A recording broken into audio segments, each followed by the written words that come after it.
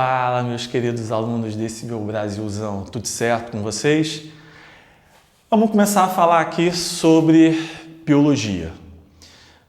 Bom, dentro de uma ideia que a gente havia construído aqui, vocês já estão carecas de saber, biologia nada mais é do que o estudo, logia significa estudo de quê? Da bios, da vida, ok?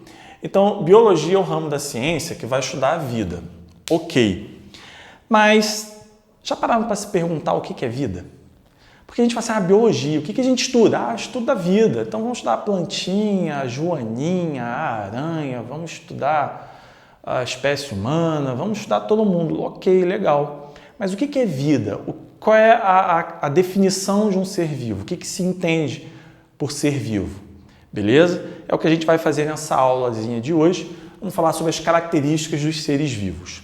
Dentro da ideia dos seres vivos, dentro dessas características, o que eu posso definir por ser vivo?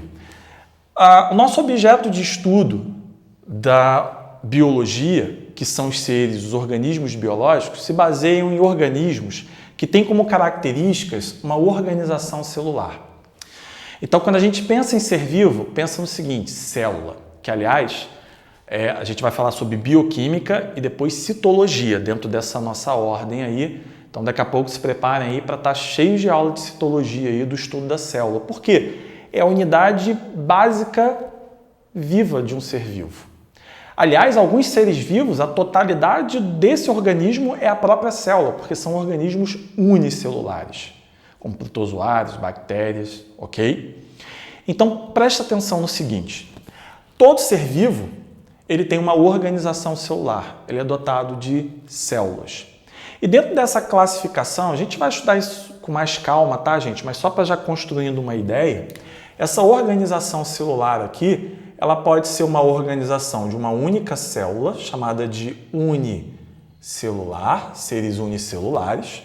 A totalidade daquele ser é a própria célula e os organismos pluricelulares, que são os organismos dotados de inúmeras células, ok? Existe uma outra forma de classificar, que a gente vai ver em citologia, já, espera um pouquinho aí, que vai dividir em organismos procariontes e organismos eucariontes. Então, vamos só botar aqui para você já ter essa ideia.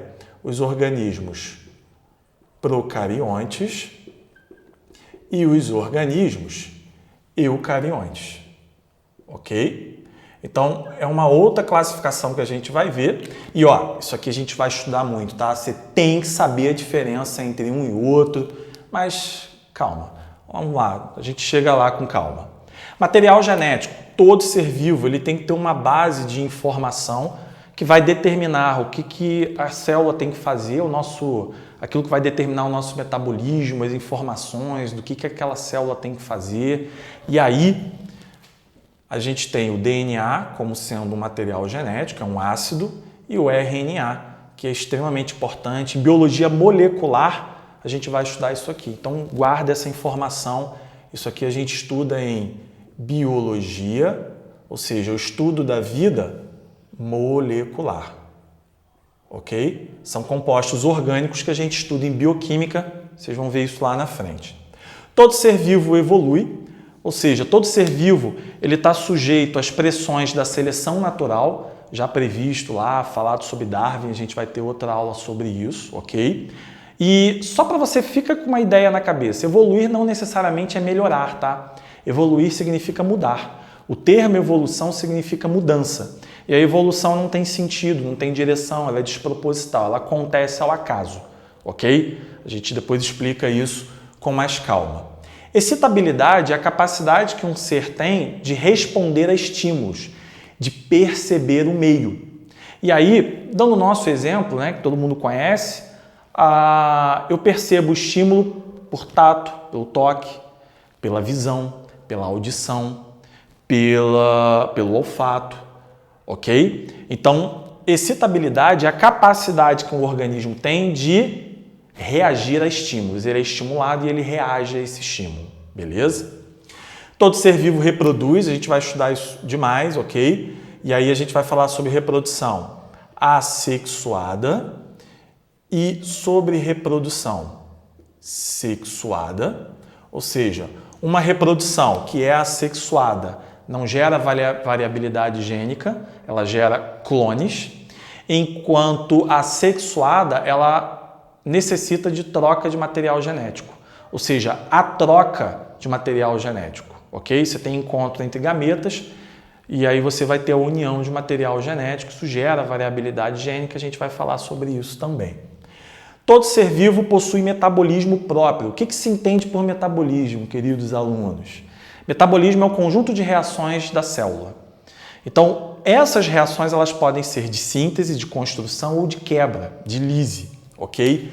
E aí nós vamos separar isso em anabolismo, ou seja, um conjunto de reações anabólicas, e de catabolismo, conjunto de reações catabólicas, ok? Então, enquanto o anabolismo é o conjunto de reações de construção, é só lembrar de anabolizante. Para que o cara toma anabolizante? Para construir, para ficar forte. Já dá para ver que eu não tomo, né? É o conjunto de reações do seu corpo de construção. A gente vai falar sobre vários aí que são importantes. E aquele de quebra, que é o catabolismo, que é o conjunto de reações de quebra. Eu vou começar a quebrar com um objetivo próprio ali para a célula.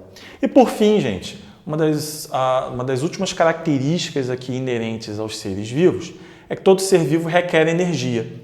Pode ser de forma autótrofa, e aí são os autótrofos,